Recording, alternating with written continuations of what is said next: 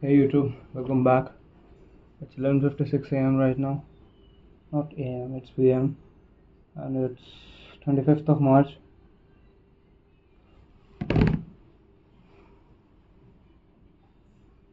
We have to start the book because we are very late right now and we have to wake up early tomorrow. So without wasting any further time, let us set up the timer first.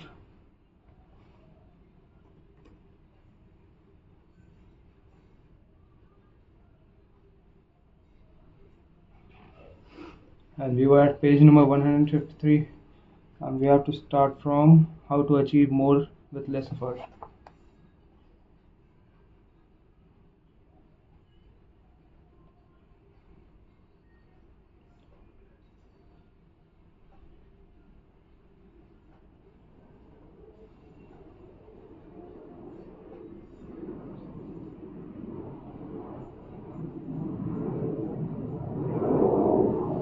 Just that. Let us set up the timer and we'll start. How to achieve more with less effort.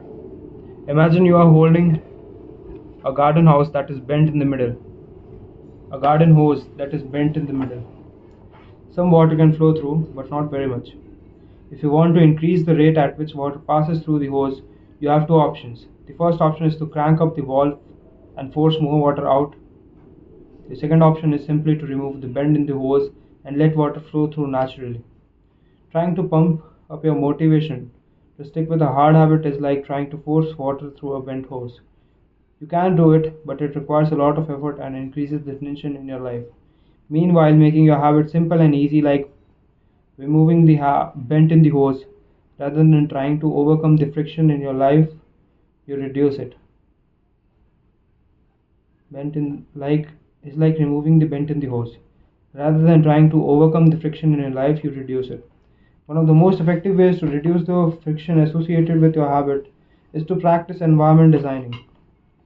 In chapter 6, we discussed environment design as a method for making cues more obvious, but you can also optimize your environment to make actions easier. For example, when deciding where to practice a new habit, it is best to choose a place that is already along the path of your daily routine. Habits are easier to build when they fit in the flow of your life. You are more likely to go to the gym if it's on your way to work because stopping doesn't add much friction to your lifestyle. By comparison, if the gym is off the path of your normal commute, even by just a few blocks, now you are going out of your way to get there. Perhaps even more effective is reducing the friction within your home or office. Effective is reducing the friction within your home or office. Too often we try to start habit in high friction environments. We try to follow a strict diet while we are out to dinner with our friends. We try to write a book in a chaotic household. We try to concentrate while using a smartphone filled with distractions. It doesn't have to be this way. We can remove the points in the we can remove the points of friction that hold us back. We can remove the points of friction that hold us back. This is precisely what electronics manufacturers in Japan began to do in the 1970s. In an article published in the New Yorker titled Better All the Time, James Surowiecki writes, Japanese firms emphasize what came to known as lean production, relentlessly looking to remove waste of all kinds from the production process down to redesigning workspaces. So workers didn't have to waste time twisting and turning to reach their tools. The result the result was that Japanese factories were more efficient and Japanese products were more reliable than American ones. In 1974, service calls for American-made color televisions were 5 times as in 1974, service calls for American-made color televisions were 5 times as common as for Japanese televisions.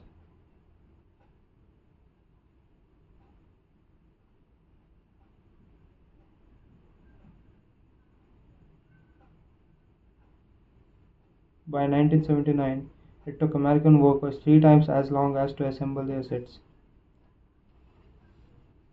American workers 3 times as long to assemble their sets. I like to refer this strategy as addition by subtraction. The Japanese companies looked for every point of friction in manufacturing process and eliminated it. As they subtracted wasted effort, they added customers and revenue. Similarly, when we remove the points of friction, they sap our time. When we Similarly, when we remove the points of friction that sap our time and energy, we can also achieve more with less effort. This is one reason tidying up can also feel so good. This is one reason tidying up can feel so good. We are simultaneously moving forward and lightening the cognitive load of our environment places on us.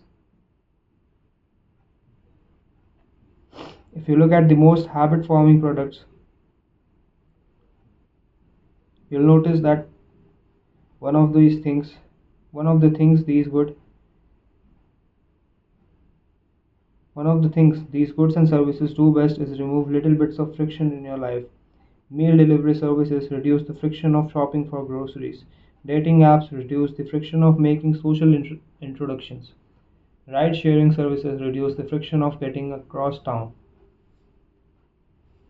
Text messaging reduces the friction of sending a letter to text messages reduces the friction of sending a letter in the mail. Like a Japanese television manufacturer redesigning their workspace to reduce wasted motion, successful companies design their products to automate, eliminate, and specify and simplify. Successful companies design their products to automate, eliminate, or simplify as many steps as possible. They reduce the number of fields on each form. They pare down the number of clicks required to create an account. They deliver their products with easy to understand directions or ask their customers to make fewer choices. When the first voice activated speakers were introduced were released, products like Google Home, Amazon Echo, and Apple HomePod, I asked I asked a friend what he liked about the product he had purchased. He said it was just easier to say, play some country music, than to pull out his phone, open the music app, and pick a playlist. Pick a playlist. Of course, just a few years earlier, having unlimited access to music on your pocket was remarkably frictionless behavior compared to driving in the store and buying a CD. Business is a never-ending quest to deliver the same result in an easier fashion. Similar strategies have been used effectively by governments. When the British government wanted to increase tax collection rates, they switched from sending citizens to web page. What? Similar strategies have been used effectively by governments. When the British government wanted to increase tax collection rates, they switched from sending citizens to web page where the tax form could be downloaded to linking directly to the form. What? Wait, hold up a minute. Similar Similar strategies have been used effectively by governments. When the British government wanted to increase tax collection rates, they switched from sending citizens to a web page where the tax form could be downloaded to linking directly to the form, reducing that one step in the process increased the response rate from 19.2% to 24.4%. For a country like United Kingdom, these percentage points represent millions in tax revenue. The central idea is to create an environment where doing the right things is as easy as possible. Much of the battle of building better habits comes down to finding ways to reduce the friction associated with our good habits and increase the friction associated with our bad ones. Yes, increasing friction associated with our bad ones is a good strategy. Prime the environment for future use. Prime the environment for future use. Oswald Nichols, Oswald Nichols is an IT developer from Natchez, Natchez, Natchez, Mississippi. He is also someone who understands the power of priming his environment. Nichols dialed Nichols Nichols dialed in his cleaning habits by following a strategy that he refers to as resetting the room. For instance, when he finishes watching television, he places the remote back on the TV stand, arranges the pillows on the couch, and folds the blanket. When he leaves his car, he throws any trash away. Whenever he takes a shower, he wipes down the toilet where the shower is while the shower is warming up. As he notes, the perfect time to clean the toilet is right before you wash yourself in the shower. Shower anyway. As he notes, the perfect time to clean the toilet is right before you wash yourself in the shower anyway. The purpose of resetting each room is not simply to clean up after the last action, but to prepare for the next action. The purpose for resetting each room is not simply to clean up after the last action, but to prepare for the next action. When I walk into a room, everything is in its right place. Nichols Nichols wrote, because I do this every day in every room, stuff always stays in good shape. People think I work hard, but I'm actually really lazy. I'm just proactively lazy. It gives you so much time to back. It gives you so much time back. Whenever you organize a space for its intended purpose, you are priming it to make the next action. You are priming it to make the next action easy. For instance, my wife keeps a box of greeting cards that are pre-stored by occasion: birthday, sympathy, wedding, graduation, and more. Whenever necessary, she grabs an appropriate card and sends it off. She is incredibly good at remembering to send cards because she has reduced the friction of doing so. For years, I was the opposite. Someone who someone would have a baby and I would think I should send a card. But then weeks would pass and by the time I remembered to pick one up at the store, it was too late. The habit wasn't easy. There are many ways to prime your environment so it's ready for immediate use. If you want to cook a healthy breakfast, place the skillet on the stove, set the cooking spray on the counter, and lay out any plates or utensils you'll need the night before.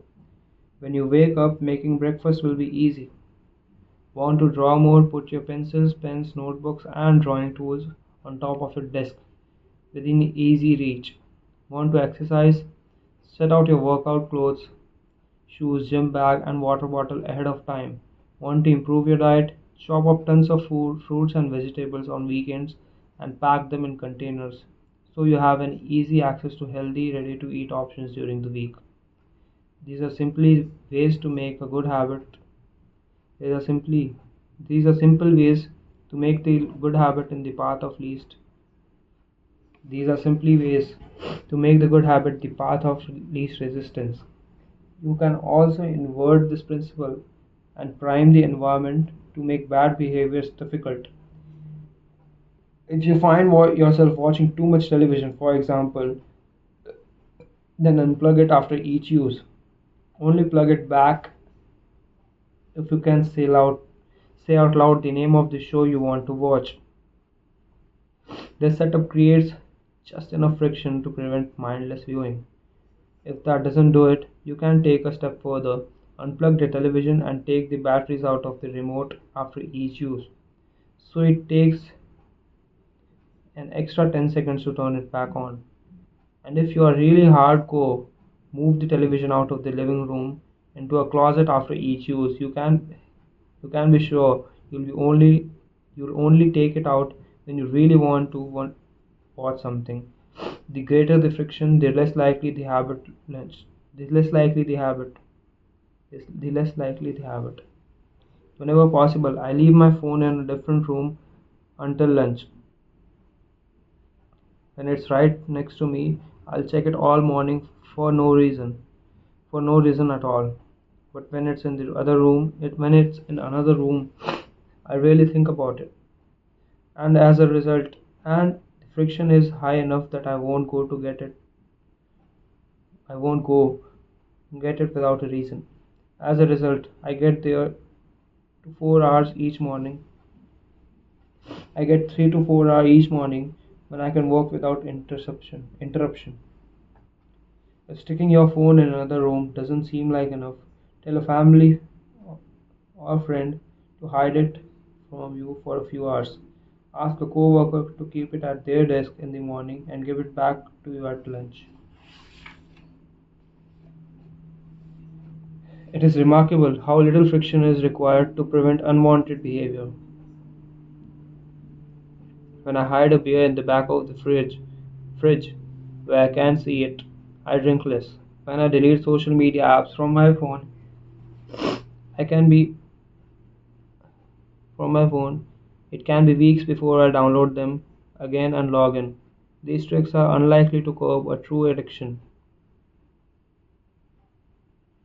but for many of us, a little bit of friction can be the difference between sticking with a good habit or sliding into a bad one.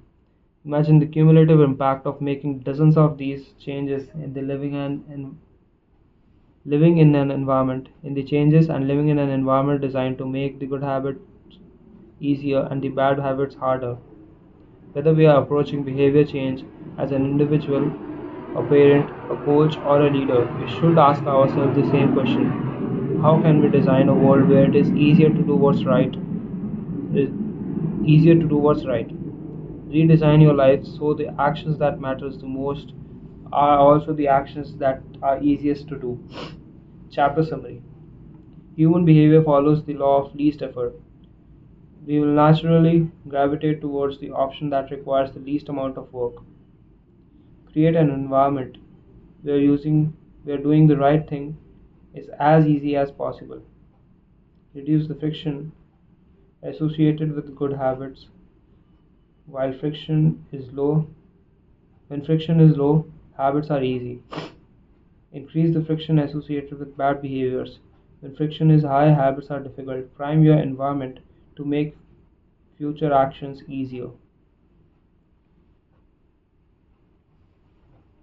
I think I should stop at this today. Or should I continue? I should continue. I should continue. So we are starting chapter number 13, how to stop procrastinating by using the 2-minute rule. Twila Tharp. Twila Tharp is widely regarded as one of the greatest dancers and choreographers of the modern era. In the 1992, she was MacArthur Fellowship, awarded a Fellowship. MacArthur Fellowship, often referred to as a Genius Grant, and she spent the bulk of her career touring the globe to perform her original works. She also credits much of her success to simple daily habits. I begin each day of my life with a ritual, she writes. I wake up at 5:30 a.m., put on my workout clothes, my leg warmers, my sweatshirt, and my hat.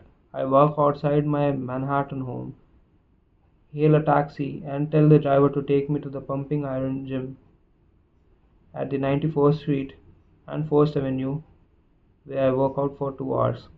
The ritual is not the stretching and waiting. The ritual is not the stretching and weight training I put my body through each morning at the gym. The ritual is the cab. The moment the driver tells me where to go, I have the moment I tell the driver where to go, I have completed the ritual. It's a simple act, but doing it the same way each morning habitualizes it, makes it repeatable, easy to do. It reduces the chances that I would skip it or do it differently. It is one of the time. It is one more item in my arsenal of routines and one less thing to care about.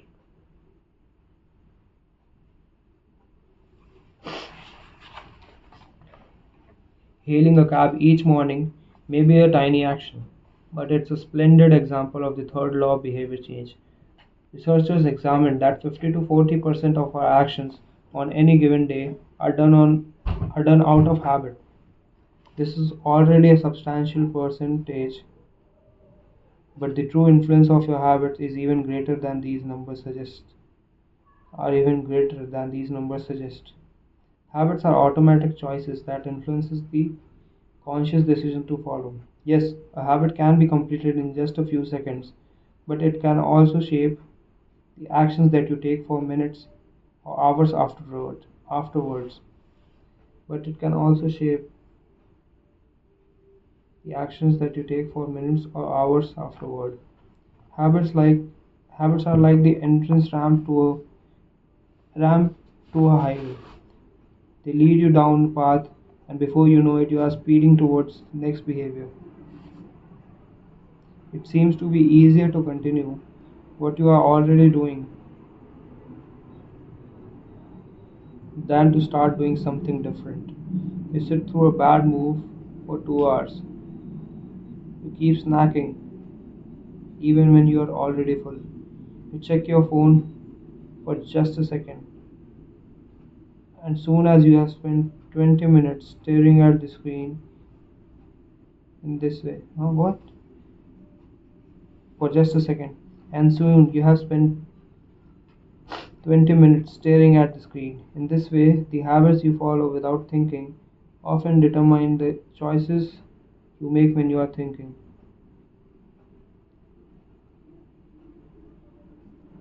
Each evening, there is a tiny moment, usually around 5 to 5:15 p.m., that shapes the rest of my night. My woof, woof, woof, woof, woof, woof. My wife walks into the door from work. We crash out. We crash onto the couch, order Indian food, and watch The Office.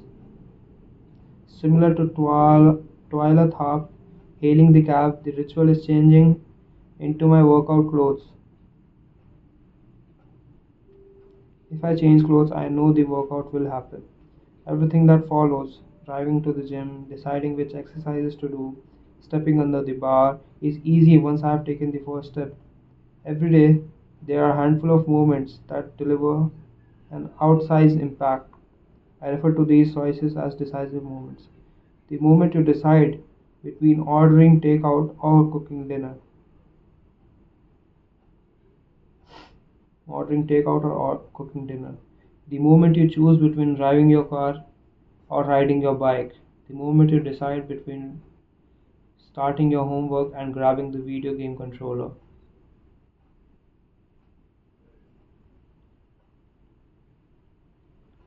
These choices are a fork on the road. These choices are a fork in the road. Decisive moments set the options available to your future.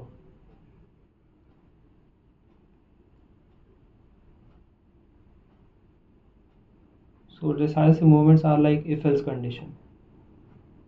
If I do this, I will do this. If I don't do this, if I do a certain action, then I'll lead into this path. If I don't, I'll lead to this path. So two-way you can go.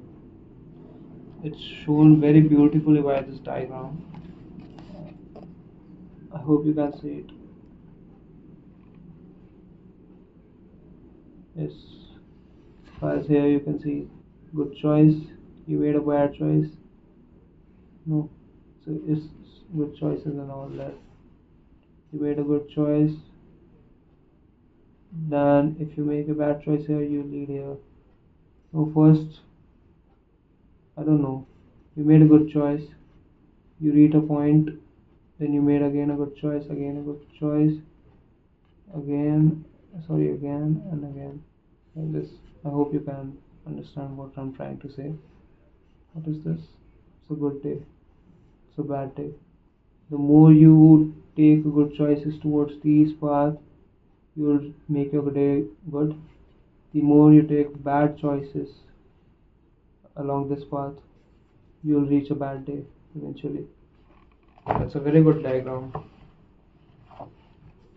I think I'll try to make a diagram like this. So we read up to page number 161. We read around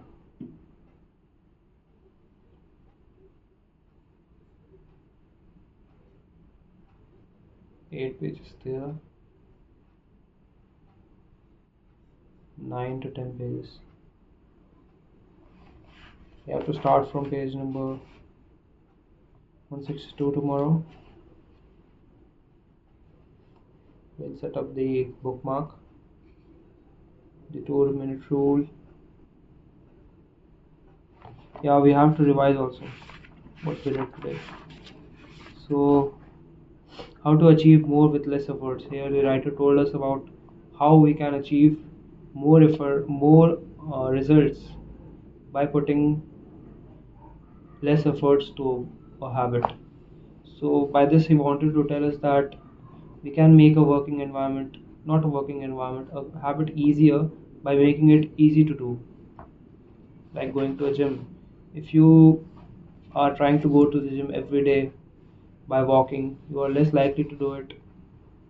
If it's not your habit, then you won't do it unless you make it easier, like going to a gym using your scooty or cycle or something like that. If you want to make it harder, you would do something like, I'll go to the gym by foot and not just by walking. I'll run to my gym every morning. You won't even bother to do it in the next 2 3 days. If you have very high motivation, you'll do it from most max to max 3 to 4 days. After that, you won't be able to. So that's how you can achieve more with less effort, by making the habits easier to do. And then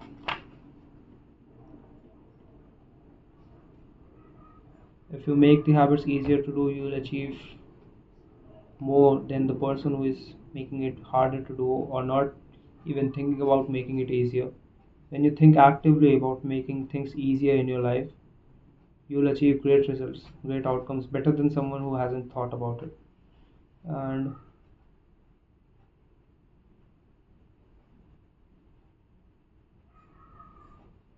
so try to remove even a little bit of friction from your life. See,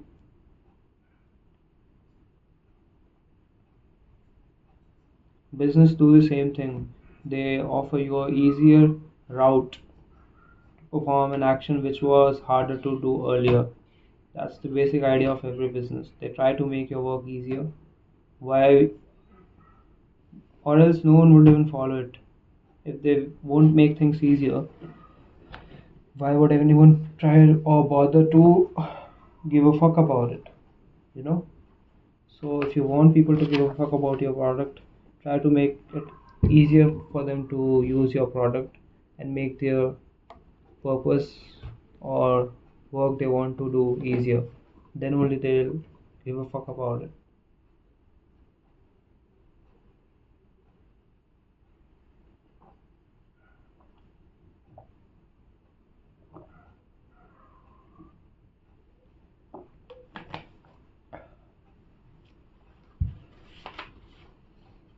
So I feel like our lives are getting a bit too much easier this way. Because earlier, let's take an example from the book only which we read today. To listen to a music album, you had to go to a CD store or somewhere, or record store. You had to buy the CD. You had to come home, play it on the DVD, whatever it is, whatever the instrument is to play the CD, or a record. You play it and then you listen to it, and then you get the output you wanted to listen to. But today, you have it everywhere else, everything. You don't have. What I mean to say is like you can listen to music anywhere at any given time. It's very easily accessible, so it's not something you need to bother about. But people are still focusing on the things which are easier to do, which you don't even need to think about. I don't understand that why. People still, by people I mean myself also, I was also doing the same things. I'm trying to improve it. I'm noticing things. So earlier things were harder for us to do. That's why we gave some fucks to it and tried to do it because it was hard. But now it's so easy. Even then we are binge doing it. Like it's very easy to use a phone. Even then we are using it mindlessly. I don't know why. There are many things like listening to music. It's very easy. You can do it anytime, any day. It's not something you need to worry about. You're able to do it the same with the same ease later on. So you should do it later on only. It's not going anywhere, right? That problem is solved. Music issue is solved. And music issue is solved. The games issue is solved. The entertainment issue is solved. In general, the entertainment issue is solved. People try to gain entertainment using the things. That's why they put so much effort in that earlier. But now it's not very hard to get. Entertainment is very easy to get it nowadays. So you don't need to worry about it. You can do it later on also. You should do what you need to do right now, and which is a hard thing to do first of all, because doing a hard thing will lead you results, because no one is doing it in the first place. And if you do it, you will reach a better place, and you can still do the easy things, like the very easy things you don't need to worry about, like listening to music, watching television. All these things are very easily accessible. You don't need to worry about them right now. Right now what you need to worry about is the hard work you are avoiding. So the writer is trying to tell, not trying to tell you that make your life easier by putting less friction. The thing is trying to tell you is make the hard work easier, a little bit easier, so that you do it. If it's very hard for you, then make it easier. He's not telling you to follow easy paths. He's telling you to make your hard paths easier. So don't try to twist his words into like thinking like I should.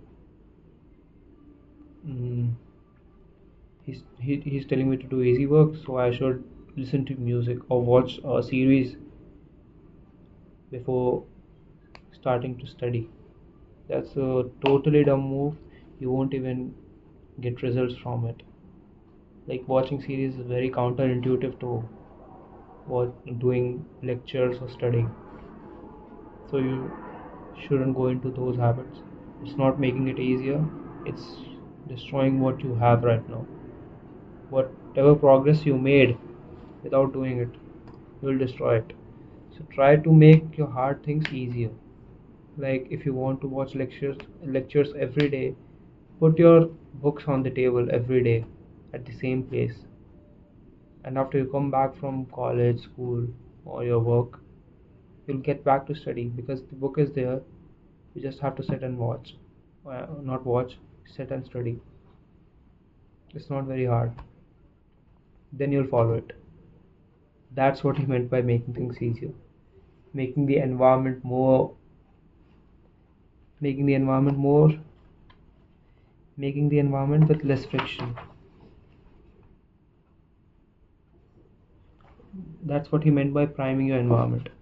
Make the hard task easier to do, because if you feel like they are very hard, you won't even follow it. So try to make it easier until you feel it's doable. And when you feel it's doable, then try to add another task. Try to increase the hours you are doing that habit for. Make it harder until you feel like it's very hard again, then you need to tone it down a bit. That's what he meant by making it easier, not doing something that's already solved, that's already very easy to do. Like, you know what I mean by easy to do things, like watching television, doing all these cheap dopamine tricks. You try to tell yourself it's a stress buster or anything like that. Try to find a hard stress buster.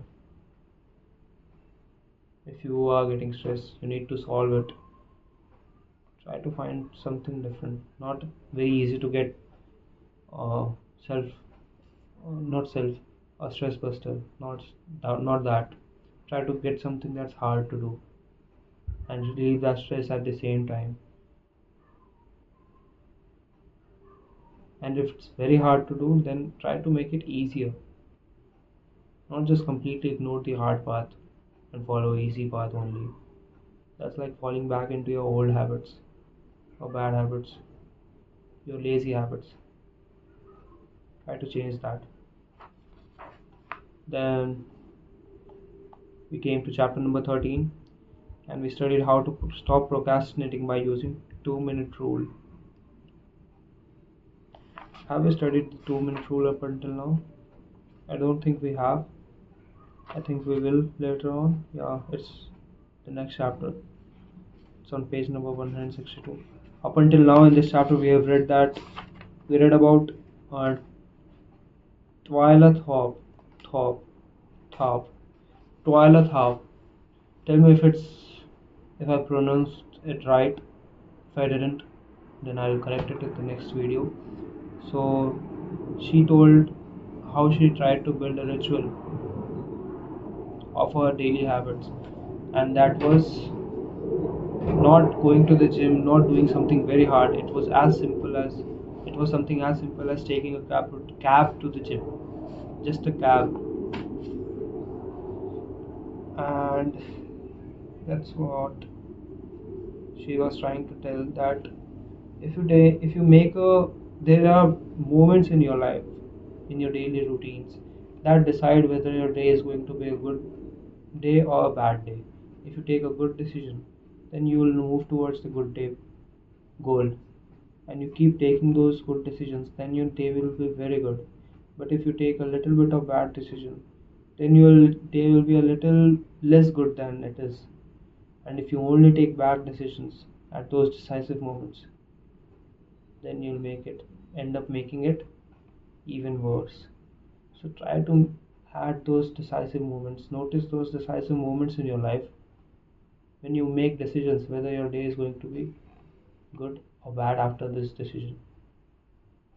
First, analyze those decisions in your life, like whether after this decision will my day be good or bad, and try to make your day as good as possible, because who wants to a bad day, right? If you want a bad day, then it's totally okay to follow those bad habits. But if you want a good day, at those key decisive moments, only choose good habits. Even if you have preceded with bad habits, with the next decisive moment, choose the good habit. You'll be a better, you'll be at a better motivated state than you are if you choose only bad habits. I hope it makes sense. I'm trying to do my best to articulate myself to make it easier to understand what I read today. Comment down if you understand whatever I said. So that's it for today. We'll start at page number 162. This page.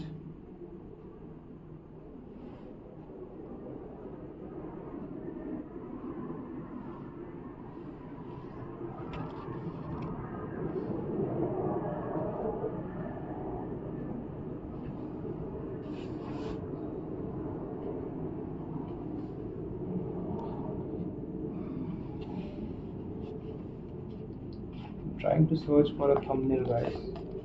Please don't feel awkward. And I'll not cut it down. I'll not trim this part because I just don't give a. I do give a fuck about this channel. Please, sorry for whatever I said right now, but I don't have the. I don't think I need to put that much effort in right now. And I'll need to, when I think I'm at a good place, I'll put efforts. You'll watch it. But right now, I don't think I'm at a building stage. If you know what I mean, I'm at a building stage. I'm trying to give as much. I'm trying to make this habit as much easier for me as I can, because if I make it very hard, I won't be able to do it. And it's a good habit. That's why I'm trying to do it. It's a hard habit. Many people don't follow it through, I've heard, but I want to do this. That's why I'm trying to make it as easy as possible and not cutting it, trimming it, editing it, putting efforts so much that I cannot even follow it. I'm doing the bare minimum whichever I can do right now. If I get more results from this, I'll try to put even more efforts to reach even greater heights from this channel. But right now, this much is enough for me. Yeah, so this is the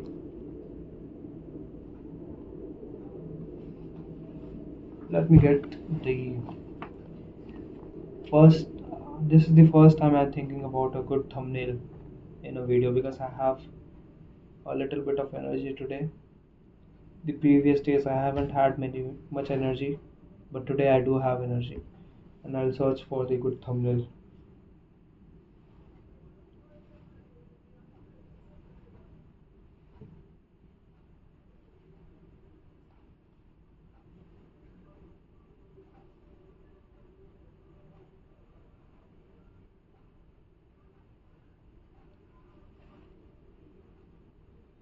Not this, sorry for making it weird, guys. Let me do this.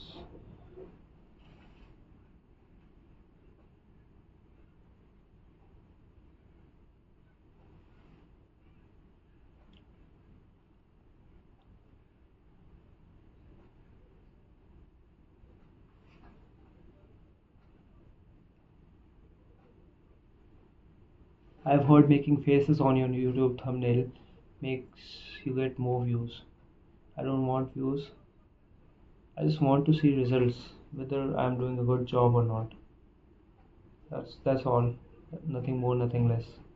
I don't want to get any outcome from this channel, because I'm satisfied with what I'm getting, but I want to get results. I want to analyze those results, whether I'm doing good or not. I don't want subscribers or anything like that.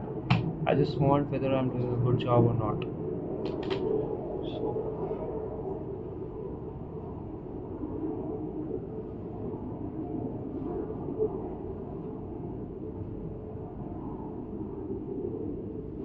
I think that's enough for thumbnail. I'll search one up and put it up. You can watch what I put up. If you have clicked, then you already know what I put in my thumbnail. So tell me if the thumbnail was good or not. Today I'll try to put a good thumbnail. I'll try to find a better thumbnail. I'll try to give a little bit of fucks today to my thumbnail. And let's put the bookmark back in at page number 162. And we'll start from here from tomorrow. I'll see you then. Until then, go find your purpose, guys. It's very important.